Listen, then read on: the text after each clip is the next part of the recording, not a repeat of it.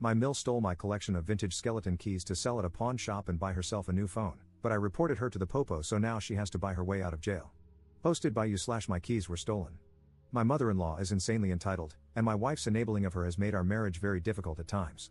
My mother-in-law has come to us for money frequently because she keeps spending herself into debt, as she's a hoarder and a shopaholic. Her house is full of garbage, junk, and unopened items she never uses. The house is also rodent infested. She has one semi-clean room in the whole house, which is the master bedroom.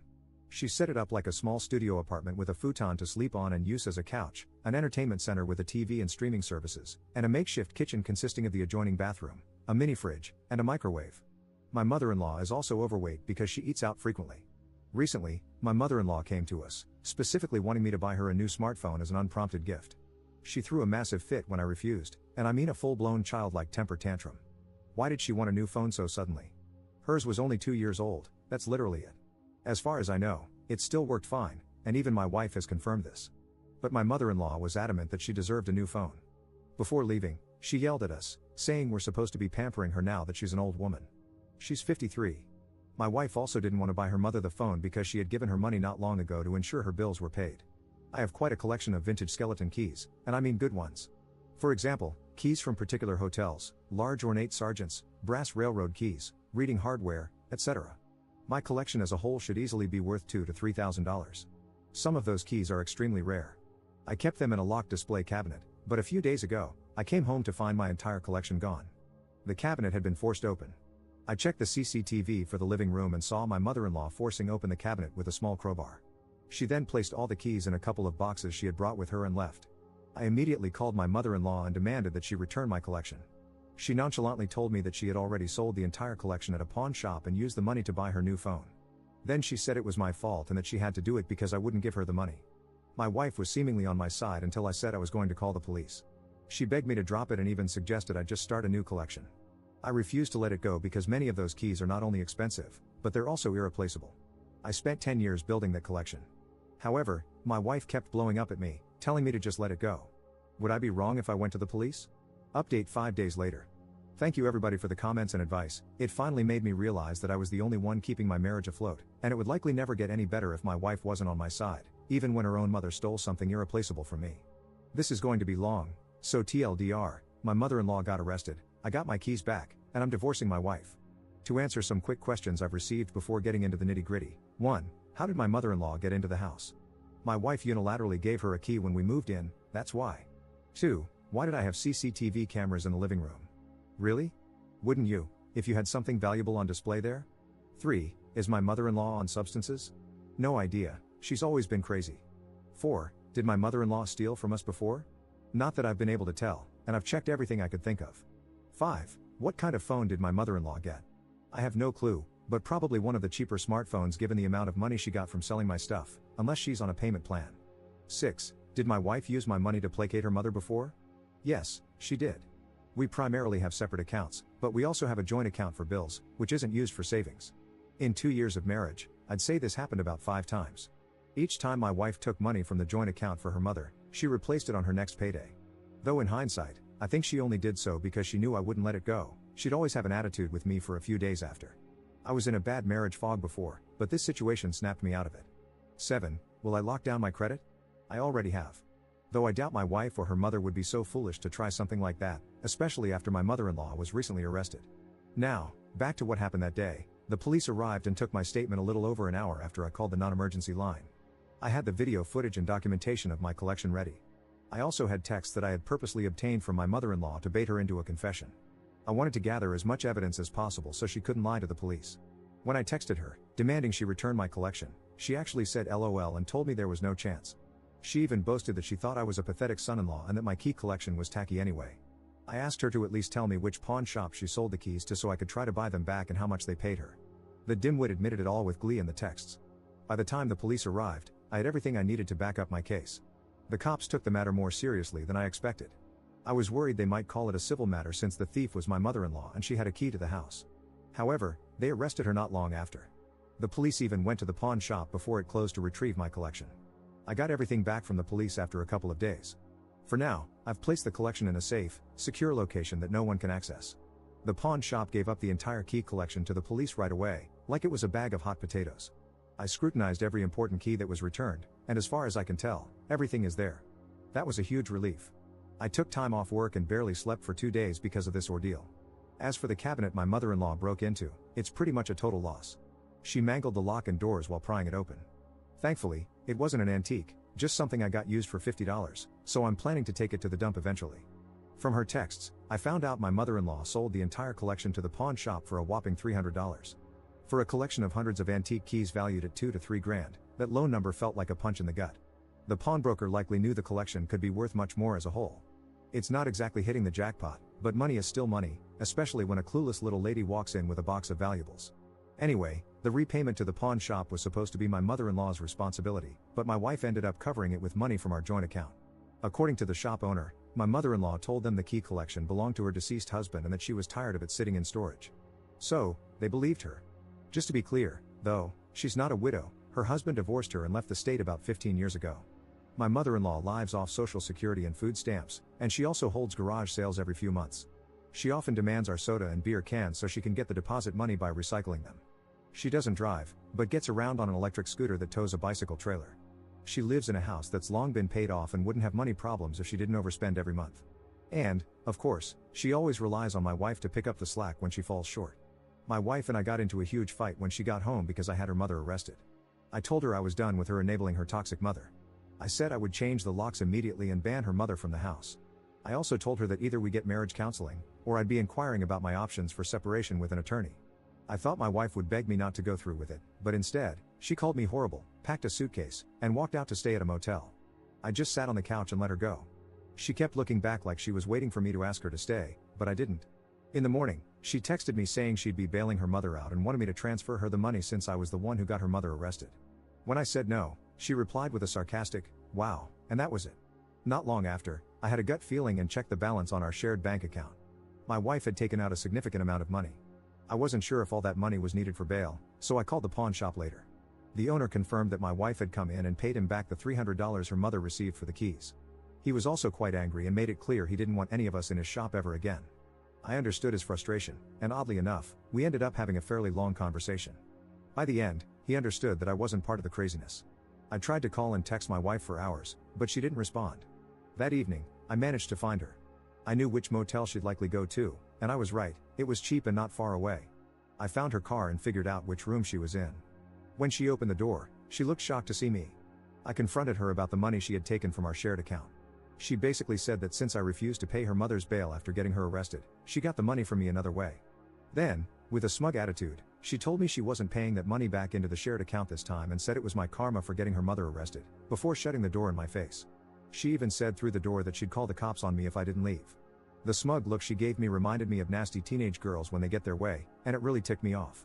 I already knew my marriage was pretty much over, but that night it really sank in. I had a long sit down with some old video games and a cola to reflect on my future.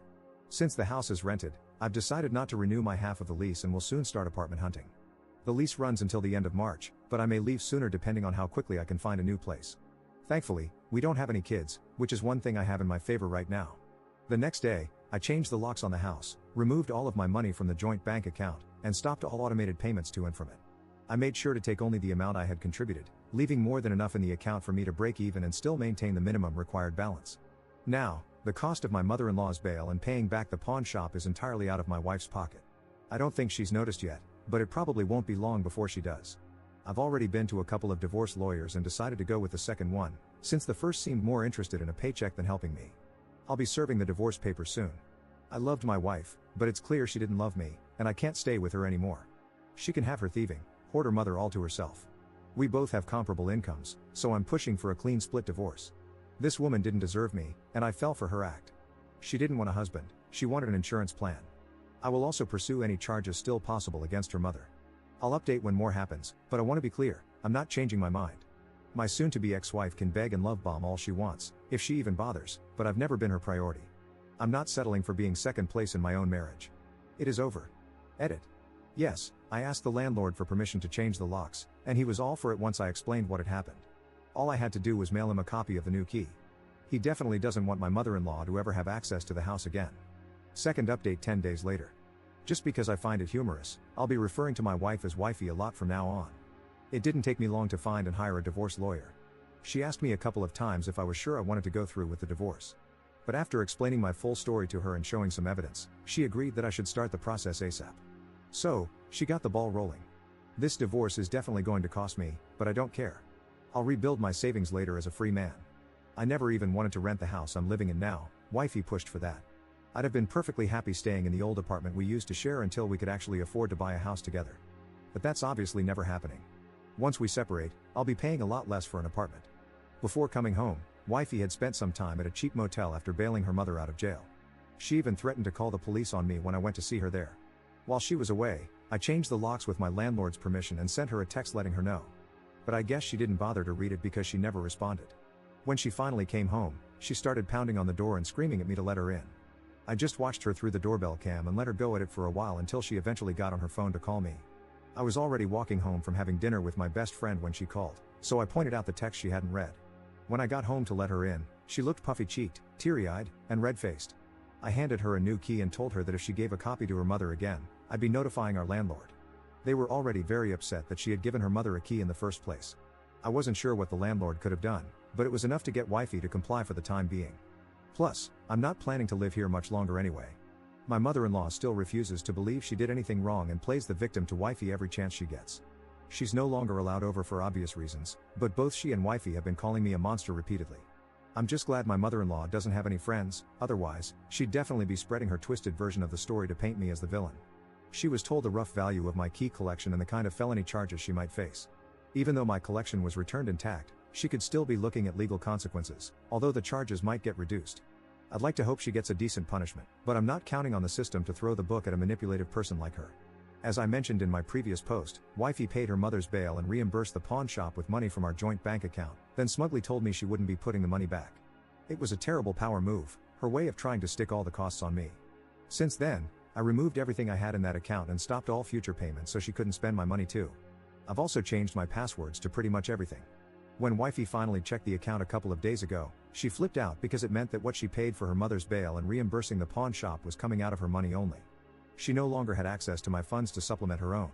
I just ignored her tantrum, went into the home office, and watched anime on my computer. She banged on the door for a while, demanding I talk to her, but I stayed quiet and put on my headphones. Wifey has repeatedly demanded that I drop all charges against her mother, even going as far as to say that if I really loved her, I'd not only stop everything but also cover the costs. When I kept refusing, she moved into the spare bedroom. Initially, she tried to kick me out of the master bedroom, but I made it clear I wasn't giving it up when she was the one at fault. She even tried taking my things out, but I blocked her and, pointing my finger like I was talking to a dog, firmly said, "No." She ended up crying, accusing me of demeaning her, but I didn't care. Then, out of pure spite, she admitted that until this mess started, she'd been planning to move her mother into the house full-time soon because of the state of her hoarder home. She even boasted that she was going to do it while I was at work. I told her that we were supposed to be equal partners before all this, and I was tired of her making decisions on her own. As long as I'm paying 50% of the lease, her mother will not be living here. I made it clear that if she tried to move her mother in, I'd throw all her stuff out immediately. Wifey looked like she was about to explode and stormed off to the kitchen to have a drink and a loud phone call with her mother. Meanwhile, I started removing her things from the master bedroom and put them in the other room for her. I've also installed a new lock on the master bedroom door. I had wifey served with divorce papers at her job, and she told me it really embarrassed her in front of her colleagues. When she got home, she flipped out again, apparently not taking my threats of divorce seriously until the papers were actually in her hands. She said I couldn't do this, but I told her I was done. She'd made it more than clear where she stands. I told her I learned an interesting phrase online: when people show you who they really are, believe them.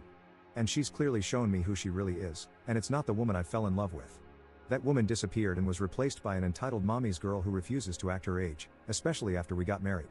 It's pretty obvious now that she did that intentionally. At this point, I don't think she ever loved me, just my wallet. I told her I can't stay married to someone who conned me into this. She started screaming that she wasn't a gold digger, so I asked if she would have stayed married to me if I had done all the same things to her. She tried to deny it at first, but then hesitated, looking around as if searching for a better answer. Finally, she resorted to her usual gaslighting to deflect, but I wasn't having any of it this time. I told her right then and there that I'm not renewing the lease on the house because I don't want to live with a petulant woman-child I can't trust. I even said that if she wants to keep the house, she's welcome to start a new lease and move her mother in once I'm gone. That's when the real waterworks started. She claimed I was destroying our family, and I fired back with, "What family?" I pointed out that we don't have kids, and her mother is more important to her than I am. We have no family. After that, I just walked away. She cried loudly in the living room for hours, but I ignored her. Now, she's giving me the hardcore silent treatment and refuses to look me in the eye. Honestly, I'm actually enjoying it, which seems to make her even angrier. As an added bonus, I warned my landlord about wifey's plans to move her mother in. I gave him all the details about my mother-in-law, the state of her hoarder house, and how wifey is a deceptive mommy's girl. I made it clear that if he allowed my mother-in-law to live in any of his properties, she would turn it into a disaster. The landlord thanked me for the heads up and told me he won't let wifey renew the lease on her own if she tries. He plans to advertise the property soon. Wifey has no idea yet, and she likely would have only just barely been able to afford the place with her mother's help anyway. Yesterday, someone advised me to remove my name from the joint bank account to avoid being responsible for any overdraft. I took their advice and went to the bank to get it done. I also made sure to print all statements from the account and hand them over to my lawyer, so I can wash my hands of it completely. Edit. I'm not sure if it's the same everywhere, but the bank had no problem removing my name as a cosigner when I pushed for it. The account had no debts and well above the minimum balance. The bank probably informed wifey, but whether or not she knows, it doesn't matter since she's still not talking to me. Third update 2 weeks later. The fact that so many people here predicted this so accurately is kind of frightening, but it just proves what a stereotype wifey really is. After about a week of the silent treatment, wifey couldn't keep it up anymore and started love bombing me. She even tried to make dinner and get me drunk. While she was cooking, I told her I wasn't going to touch anything she made. For one, she's a terrible cook, and secondly, I don't trust her not to put something in the food. She made overcooked hamburgers, and I didn't touch them or the drinks she provided. The beer was already opened. She started crying, saying I was being mean for not eating her food. I coldly told her it was because I can't trust her anymore. She snapped back that it's not like she'd cheated on me or anything. I responded that she may as well have cheated, since her mother was always more important to her than me, the man she married. You can't keep a marriage together by treating your spouse as secondary. Wifey broke down crying again and tried to change the subject, begging me to stop the divorce. She said we could finally get the marriage counseling I'd wanted and promised she'd never try to have her mother live with us. I told her it was far too late for that. She had her chance, and she blew it, badly. She's already made it very clear where her priorities lie. In the past 2 years, she made no real effort to improve, only acting nicer in public. Why would I want to stay in such a toxic relationship? For once, she had to answer truthfully and admitted that she likely would have left me if I'd done the same things to her. But she still kept trying to convince me not to go through with the divorce, saying we could work things out. I couldn't listen to it anymore, so I just walked away and went into the office again. Wifey didn't stop and even tried to initiate intimacy multiple times. She tried touching me, running her fingers through my hair, and getting on her knees to entice me. But I didn't take the bait and stonewalled her attempts. She ended up gaslighting me with the "am I not good enough" line. I told her she used to be, but I just can't see her that way anymore. After I told wifey I couldn't see her that way anymore, she hit the bottle hard and ended up puking in the kitchen. At this point, I wouldn't put it past her to try and baby trap or frame me, so I've been locking the door when I sleep and even installed a hidden camera in the room. I want out of this house, but I can't leave until my new place is ready. Wifey has doubled down, sobbing and begging me not to go through with the separation and divorce, but nothing is changing my mind. I've already secured an apartment that'll be available in early to mid-March and have notified all utilities about the upcoming change. Now wifey's freaking out even more because she has to find a place for herself, but I don't really care where she ends up. I'm just glad I'll be free of this house soon. I've also made sure not to tell her where my new apartment is, and she's tried to get that information out of me 3 times already. As soon as my new apartment is ready, I'll start moving my things in. I'll be taking the bed from the guest room since I paid for it, and it'll be easier to move. It's a queen size, whereas the one in the master bedroom is a king. Wifey can keep the bulk of the furniture. She can leave it for the next tenant or sell it, I don't care anymore. The apartment I'm moving into is a 1-bedroom, and though the previous tenant left it in bad shape, it's getting remodeled. I chose this place because not only is the rent far cheaper than the house, but I'll also be much closer to my job, close enough to walk or bike to work. I haven't ridden a bike in years because wifey never wanted to, which is another thing she held me back from. So once I move, one of the first things I'm going to do is buy a bike. Edit. To clarify, wifey is the only one who's been drinking. I've avoided booze for a while now. Edit. I've received a lot of comments judging me based on this post alone. I'm not acting this way for no reason. Please read my prior post to understand what led to this. Edit. To explain the bike situation, wifey hates bikes and never wanted to ride with me, which made me gradually lose interest. Eventually, she threw out my old bike without asking me. I wasn't too mad since it was in bad shape, but I never replaced it, and that's on me. I'm still deciding what kind of bike to get, either a street MTB, a classic road bike, or a fixie. Fourth update 4 months later. I've decided I will no longer refer to my soon-to-be ex-wife as wifey, even that feels wrong now. So, from now on, I'll just refer to her as my soon-to-be ex-wife. At first, I thought nothing came of it as weeks went by, but I guess someone did look into it because my mother-in-law's house was eventually inspected. The house was found to be in even worse shape than I had imagined. It was not only a serious fire hazard to itself and everything around it and rodent infested, but there were also exposed electrical wires, a roof leak that had been left unfixed for years causing severe rot damage and black mold. The outside of the house didn't look that bad, and since it was in a neighborhood full of old houses that looked similar, no one had reported it until I did. My soon-to-be ex-wife figured out it was me who reported her mother, given the timing and everything. She came home and ranted about all the things her mother told her the inspector had found, and how her mother was likely to lose her house now. But honestly, it was only a matter of time before something like that happened. If I hadn't reported her mother, someone else eventually would have. She screamed at me, calling me a horrible, deceitful person. I calmly asked her if she wanted to be the pot or the kettle, then reminded her of all the reasons why we were separating. I ended up losing my cool and ranted at her, saying that her enabling of her mother caused this. Her acting like it wasn't important when her mother stole my irreplaceable skeleton key collection, which I'd spent a decade building, caused this. Her selfish, unilateral decision-making and bratty behavior since we got married caused this. Couples are supposed to make decisions together, but she kept making them for both of us without even asking for my input. So, for once, I made a unilateral decision of my own and reported her mother's hoarding. It needed to be reported anyway because it's a danger to both her and the people around her. I told my soon-to-be ex-wife that I was sick of constantly sucking it up, letting things slide while they acted like I was the bad guy and walked all over me. I made it clear her mother would get nothing more from me. And maybe, just maybe, she wouldn't be as crazy once she's no longer living in a house filled with the fumes of rotten garbage, rodent excrement, and black mold. My soon-to-be ex-wife just walked away, sniffling and cursing me. Yeah, I know I went too far. I'd been reduced to being just as petty as her. I made that call out of anger, but after I did it, I had no choice but to stand by my decision. My mother-in-law ended up demanding that my soon-to-be ex-wife cover the cost of cleaning and restoring the house, but she couldn't afford it. From what I've heard, my mother-in-law went off on her, telling her to find the money any way she could. She even demanded that I pay for it since I was the one who reported the house, saying my soon-to-be ex-wife should sue me. However, my soon-to-be ex-wife told her it wouldn't work. The house was in such poor shape, rotten garbage, exposed wires, roof leaks, rot, and black mold, that no one should be living in it to begin with. When my soon-to-be ex-wife tried to tell her mother that she couldn't afford to pay for the house to be cleaned and renovated, her mother attacked her like a wild animal. She hit and scratched her multiple times, even trying to pull her hair out. And then it happened, my mother-in-law had a heart attack right on the spot. Going into a rage on her daughter must have triggered it. My soon-to-be ex-wife called 911 while frantically searching for aspirin in the house, but by the time help arrived, her mother had already passed away. My soon-to-be ex-wife came home with a police officer in tow, absolutely furious and screaming at me about what had just happened to her mother. She blamed me for everything. Amidst her ranting, I found out for the first time that her mother had a weak heart, which was the real reason she was on disability. The officer had to separate my soon-to-be ex-wife from me as she collapsed onto the couch, sobbing. I hated my mother-in-law with a passion, but I never intended for anything like this to happen. I still feel a great deal of guilt over it. From what the police officer and my soon-to-be ex-wife said, I managed to piece together the full story and later typed it out, but I couldn't bring myself to post it at the time.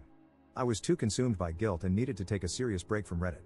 That evening, after finding out my mother-in-law had passed away, my soon-to-be ex-wife eventually calmed down enough to explain things more clearly to the officer. However, she kept shifting between blaming herself and blaming me. From across the room, I asked her why I was never told about her mother's heart condition. She yelled back that it was none of my damn business. But it explained a lot. The times her mother would dramatically put her hand on her chest and cry whenever she didn't get her way now made sense. My soon-to-be ex-wife ended up having a breakdown in the bathroom she'd been using since we started sleeping separately. She asked the police officer for a moment alone, then went completely crazy after shutting the door.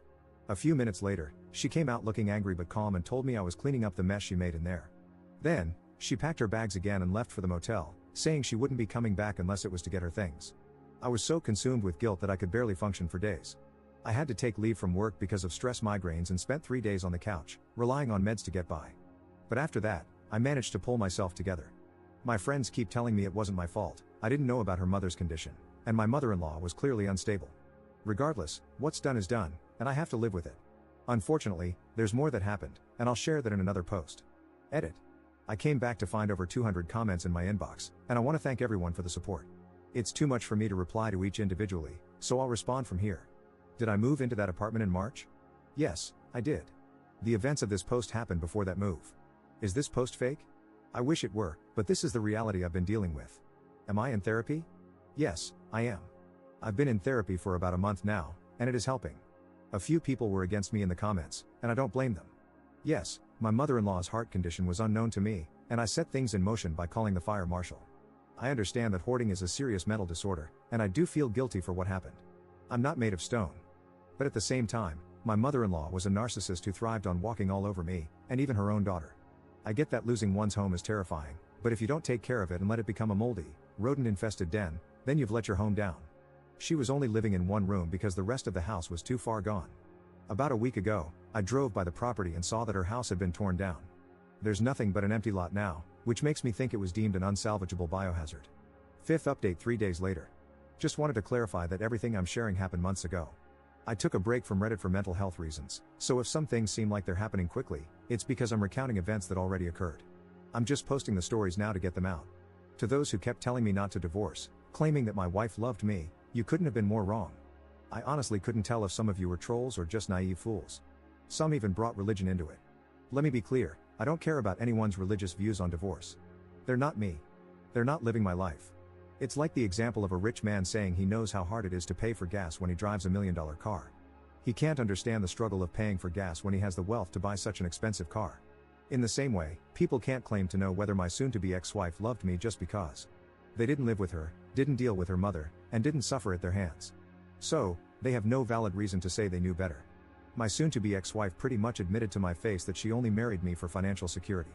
So yeah, I was right all along. She spent years grooming me so she could trap me in marriage and walk all over me. And yes, she had plans to baby trap me after I initiated the divorce. I've confirmed this. After her mother died, she dropped any pretense of wanting to save the marriage. In my last post, I explained how I reported my mother-in-law's hoarding, which led to her house being inspected and scheduled for condemnation. She demanded that my soon-to-be ex-wife pay for the repairs, but when my ex said she couldn't, her mother went completely ape on her and then died from a heart attack shortly after.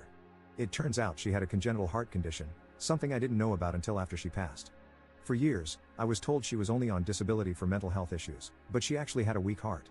The stress of potentially losing the only home she had lived in for decades likely pushed her over the edge, and her heart gave out when she attacked her daughter for not being able to afford the repairs. I still feel guilty about what happened, but it's in the past now. My mother-in-law's house was torn down at some point, though I'm not sure when. About a week before making my previous post, I drove by, and there was nothing left but an empty lot. It was likely declared a biohazard. I'm not sure if my soon-to-be ex-wife owns the property now or if it was sold, but I can't imagine she inherited anything good from her mother's hoarder den. That house was in such bad shape, I even saw a rat scurrying across the top of the hoard once. Many commenters were spot on about my soon-to-be ex-wife's love-bombing behavior being an attempt to baby trap me. A few days after she left for the motel following her mother's death, I went into the bathroom she tore up during her meltdown to clean it. She'd left it in quite a state. While cleaning, I found a bottle of pills in the wastebasket labeled fertility support. When I removed the cap, the paper seal had already been torn out. After Googling it, I found out it was a common over-the-counter female fertility vitamin that anyone could buy online or in stores, not a prescription. When my soon-to-be ex-wife came to get more of her things, I confronted her about it. She admitted that she had hoped to get pregnant so I wouldn't divorce her, but that was before her mother died. After that, she said she'd never want to touch me again. She scoffed when I told her I'd already been feeling that way toward her for a while. I never did find out if she put anything in the food or the open beer she tried to serve me, but after searching the house thoroughly, I came up with nothing suspicious. So, she may have just wanted to get me drunk. I can't express how relieved I am that I didn't end up having a child with this woman. I wasn't allowed to attend my mother-in-law's funeral. Not that I wanted to go, but my soon-to-be ex-wife specifically told me she didn't want me there. I understood and told her so. However, later on, she posted online that she was furious because barely anyone from her family showed up, not even her father. She then lied, claiming that I was invited but refused to attend, which was completely false. Thankfully, I had screenshots of our texts proving that I was explicitly uninvited. After my soon-to-be ex-wife left the house following her mother's death, she stayed at the motel for an extended period, moving her stuff out bit by bit, either to storage or a friend's place. I didn't help, so I'm not sure. Friends later told me she eventually found a studio apartment but hated the small space after living in a house. She was even seen looking miserable at the local laundromat. Our former landlord agreed to keep the extra furniture that neither of us could take since the new renters were happy to use it. Contrary to what many of you thought, my soon-to-be ex-wife didn't sabotage the house in any way other than her bathroom tantrum. However, she flat out refused to help pay for a cleaning service, clearly doing it to spite me. Rather than wasting time arguing with her, I hired a cleaning crew myself. They and I left the house spotless, and I got my half of the security deposit back without any issues. I ended up buying a used Kent Ridgeland bike and started riding again. I don't have the same passion for it that I used to, but I do enjoy my short cruises around town. After her mother's funeral, my soon-to-be ex-wife went into full hate mode. She started bad-mouthing me on social media, spreading lies about me because she blamed me for what happened to her mother. She accused me of being physically, emotionally, and financially abusive, which was completely untrue. If anything, she was the one who treated me that way. She also downplayed the value of my skeleton key collection, continuing to claim it was worthless. Thankfully, word had already spread through my friends and some former mutual friends about what really happened. They commented on her posts, setting the record straight to the point that she eventually took the posts down. Still, I got messages from angry flying monkeys who bought into her lies. The most common accusation was that I ended a sick old woman's life over a key collection. I responded to them by explaining my side of the story and showing evidence, including texts proving I wasn't invited to the funeral. I made it clear I was sorry my mother-in-law died, but I couldn't have predicted she'd have a heart attack. Plus, her house was in such bad shape, it was unlivable. A few people apologized after hearing the truth, most just stopped talking, and some continued to call me a liar, so I had no choice but to block them. I ended up contacting my soon-to-be ex-wife to let her know that I'd file a defamation lawsuit on top of the divorce if she didn't stop posting lies about me. Given the potential impact on her career, it likely wouldn't have gone well for her. I had already screenshotted everything I needed from her profile before she deleted the posts. She tried to accuse me of blackmail, but she eventually stopped.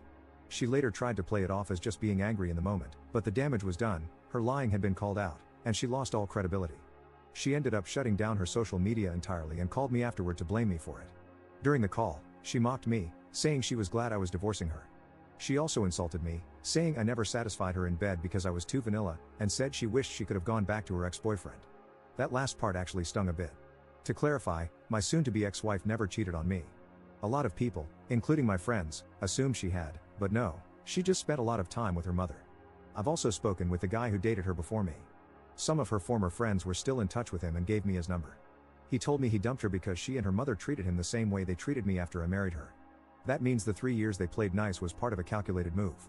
I also found out from him that the guy who dated her before him, her high school sweetheart, dumped her for the exact same reasons. It's a pattern that's been going on for years. There's still more to this, and I'll post again soon. For now, I'll just say that the divorce is underway, and it's not going in my soon-to-be ex-wife's favor. 6th update 6 days later.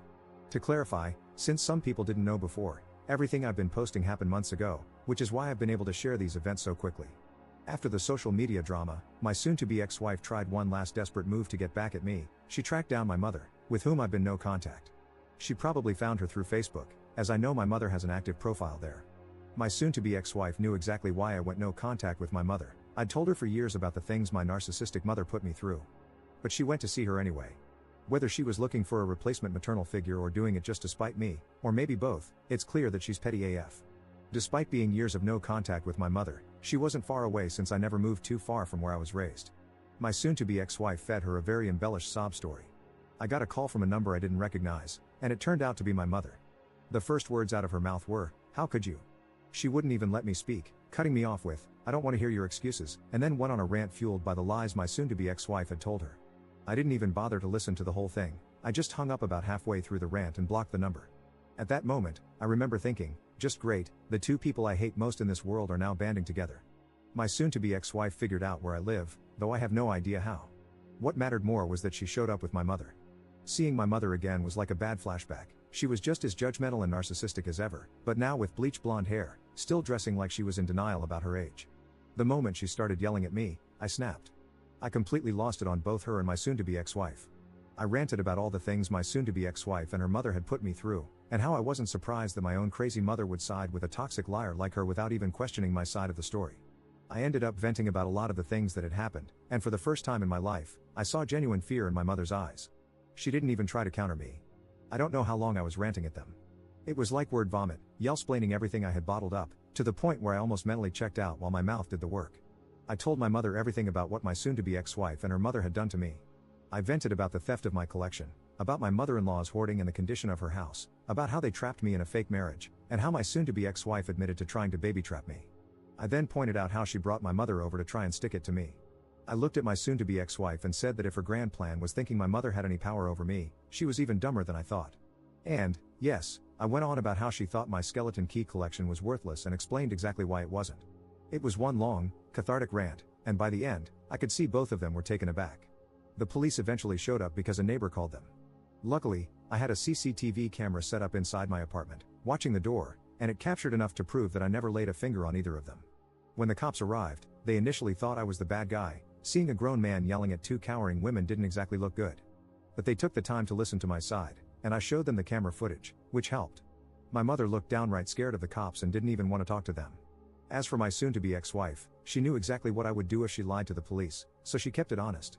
They both admitted they'd only come over to give me a talking to. Sure, right, like that was all they had in mind. Who knows what those two would have tried if the police and my temper hadn't intervened. No one was arrested, but I made it clear to the police that I didn't want my mother or my soon-to-be ex-wife coming back. After they left, I went to the police station to file a report to create a paper trail, just in case of future stalking. One of the officers tried to make it seem like I was overreacting, saying it was unnecessary since they had only shown up at my door. He also seemed a bit offended that I was filing a report against my own mother and soon-to-be ex-wife. I calmly told him he didn't know these people, they're relentless narcissists. The next day, I texted my mother from the number she had called me from and explained everything in detail, even sending her screenshots as proof. I made sure to communicate via text for two reasons. 1, so I wouldn't have to actually hear her voice, and 2, because I could screenshot the conversation and provide it to my lawyer for my divorce case against my soon-to-be ex-wife. My mother claimed that my soon-to-be ex-wife had told her a completely different story, accusing me of being abusive in various ways. I told my mother that she was free to have a relationship with my soon-to-be ex-wife, but I wanted nothing to do with either of them. I made it clear that if either one of them showed up at my apartment, or any future place I might live, I'd call the police. My mother didn't respond for several days. I also messaged other relatives about what had happened and asked them to spread the word, just in case my soon-to-be ex-wife tried playing the victim with them too. Thankfully, it seems like she was smart enough not to bother, as none of my relatives heard a word from her. My soon-to-be ex-wife ended up having a huge fight with my mother, and my mother kicked her out. My mother finally texted me after that, saying she didn't want to risk staying on my ex's side when it meant getting dragged into the crossfire. She even gave me a short, somewhat apology. I accepted it, figuring it was good enough, since getting my mother to apologize for anything is like pulling teeth. I told her I still didn't want a relationship with her, especially because I know she still defends the way she raised me. She responded that she understood and then, in typical fashion, told me to have a nice life in a somewhat passive-aggressive way. After that, I re-blocked her number. My soon-to-be ex-wife still hasn't retained a lawyer for our divorce, either then or now. I'm pretty sure she realizes she can't win, given all the evidence I have against her. Every dumb thing she did just gave my lawyer more ammunition to work with. She hasn't been fighting back much at all, and honestly, there's nothing to fight over. Our only joint assets were the shared bank account and the rented house. I've already taken my name off the account, and we both moved out of the house. I've locked down my credit, have cameras installed, and I'm not taking any BS from her. I think she might be scared of me at this point. Not long before I started posting again, she moved out of state. Apparently, she got a job transfer and notified my lawyer where she was going. She'll still need to come back whenever she has to appear in court, but unless something else crazy happens, I probably won't need to update again until after the divorce is finalized. 7th update 3 months later. It's been a while since I posted, but here's the final update. I'm officially single now, as my divorce was finalized a couple of weeks ago. My ex-wife did try to drag things out a bit, and she even brought in a last-minute flying monkey to annoy me. But that failed miserably. Honestly, it seems like my ex is pretty broken now. Aside from the fact that her mother was a financial and emotional drain while she was alive, my ex was also heavily dependent on needing her mother's love and validation, especially after her father walked out on them both. Of course, giving that kind of filial piety to a narcissist is exactly what they want, and it led my ex to make some terrible choices. After her mother died, she tried to put me through hell again, but it kept rebounding on her. To sum up everything about the last flying monkey in one paragraph, she contacted me in mid-August, waking me up at 7 a.m. on a Sunday morning. I answered the phone by reflex, and this woman was quite the diva. She went off on me in a way similar to how my mother did when my ex went crying to her, basically trying to start an argument. She started accusing me of things and followed up by saying I need Jesus. I was too tired to care, so I just hung up and blocked the number, though it still ruined my Sunday. The flying monkey then tried to come at me on social media, which was her big mistake. Her account had her name and face on it, so I screenshotted everything. I told her I'd file a harassment case if she didn't leave me alone. She promptly shut up and blocked me. After that, I texted my ex and told her I don't care who her new friends are, but if she keeps defaming me and spreading lies, I'll sue her. I had all the evidence I needed. Surprisingly, she admitted fault, promised it wouldn't happen again, and that was the end of it. A few months ago, a commenter gave me quite a scare, suggesting that the timing of the police showing up when my mother and ex were at my door was a little too convenient. They hinted that my ex or mother might have called the cops in advance to ensure they arrived just as I was going off on them. Thankfully, I had CCTV footage proving my innocence and that they provoked me. Just in case, I had my lawyer look into it, and it turns out there was no foul play involved. It really was just a neighbor who called the police, though I still don't know which one. If my ex or mother had called the police, we could have used it as ammunition for a false police report, but in the end, it didn't matter. My lawyer and I had a solid pile of evidence to use in divorce court, and even the last-minute flying monkey got added to the list. I'm still going to therapy, and I've been told that despite my messed up past with my mother, ex-wife, and mother-in-law, I've handled things pretty well given the circumstances. However, I'm dealing with lingering trust issues when it comes to meeting new women, which will take time to improve. I'm fine around female friends and women I've known for a while, but with any new woman I talk to, or even feel attracted to, I instinctively avoid getting close. My therapist agreed that my decision to swear off marriage for the rest of my life is completely valid, and that not everyone needs to conform to the idea of marriage. But deep down, I'm still seeing any new woman as someone to avoid to protect myself. I've been working on getting better about it, but it's a slow process. In the end, my ex basically admitted surrender in divorce court and eventually transferred out of her job, moving to another state. The only time I saw her in person again was at the final divorce hearing. Unlike me, she never hired a lawyer for the divorce, probably because she knew she was already screwed, or maybe she just couldn't afford one. Her finances weren't as good as mine, largely because she'd given a lot of money to her mother. During the divorce, I found out that her credit wasn't great, not technically in the toilet, but she had debts going back to before we were even married. I don't know the specifics of those debts, but she admitted that she was hoping for my help to pay them off. In fact, her plan was to turn me into her lapdog and make me take care of those debts. But, as we know, she and her mother pushed all the wrong buttons, and I rebelled. Everything I've shared in past posts shows how messy it got, but at least the divorce confirmed what I had already known: she was only in the marriage for financial security. During the divorce hearings, my ex mostly avoided insulting me or even making eye contact. At first, she tried to act overly scared of me and still claimed her mother's death was my fault. I owned up to reporting my mother-in-law's hoarder house, but I explained that I could never have predicted she'd have a heart attack. The house was unlivable and dangerous, not only to my mother-in-law but also to the people around it. The judge was appalled by the information on the house's condition, and my ex couldn't deny any of it. The judge also saw right through her manipulation tactics, especially after reviewing the stack of evidence I had on her and her mother. Once called out, my ex stopped crying, straightened up, and just looked defeated. Right after the divorce was finalized, my ex stomped out the door, and that was the last time I saw her in person. We didn't have any real shared assets. The house we used to live in together was rented, we both owned our vehicles outright under our own names, we didn't have kids, and we both made about the same amount of money. However, I still had the advantage with the recordings, CCTV, bank records, screenshots from social media, texts, the situation of her getting my mother involved, the flying monkeys, and other things I've mentioned in these posts. My ex didn't deny anything after seeing all the evidence. In the end, she just talked about random things before finally agreeing to an amicable, clean split divorce. No alimony, and we went our separate ways. Someone here also advised me to petition for my ex to change back to her maiden name, which I did. She agreed to it with no issue. For whatever reason, she called me, and we spoke one last time over the phone just last week. She admitted that while she still hates my guts with a passion, she finally realized what her toxic mother had done to her. I'm not sure how much I believe that, but it doesn't matter anymore. She said she'd made new friends after moving and, for once, was only having to support herself and no one else. I wished her well, and that was that. We didn't end on a bad note, just a very neutral one. I'm a free man now, and I hope that any future partner I may have won't be like my ex.